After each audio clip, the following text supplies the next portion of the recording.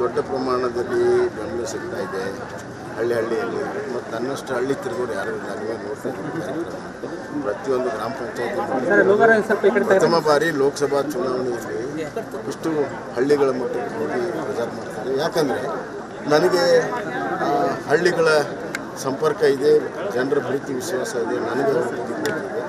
ಹೀಗಾಗಿ without any wasting time connection ಸಿಗ್ತಾಯಿದೆ, ಜನಸ್ಪಂದನೆ ಮಾಡ್ತೀವಿ. ಮೋದಿಯಲ್ಲಿ ಈ ಮೋದಿ ಅವ್ರನ್ನೆಲ್ಲ ಕರೆಸೋ ಪ್ಲ್ಯಾನ್ ಮಾಡಿದ್ದಾರೆ ಪ್ರಚಾರಕ್ಕೆ. ಅವರು ಕೇಂದ್ರದ ಪ್ರಚಾರ ಏನು ಸಮಿತಿ ಇದೆ, ಅವ್ರು ತೀರ್ಮಾನ ಮಾಡ್ತಾರೆ. ಸರ್, ಈ ದಿಂಗಾಲೇಶ್ವರ ಶ್ರೀಗಳು ಸ್ಪರ್ಧೆ ಮಾಡ್ತಾ ಇದ್ದಾರಲ್ಲ ಸರ್,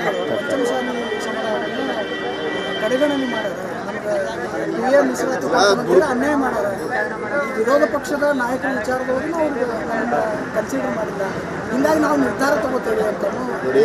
ನಾನು ನಿರಂತರ ಚರ್ಚೆಯಲ್ಲಿದ್ದೇನೆ, ಅದೇನು ಆಗೋದಿಲ್ಲ.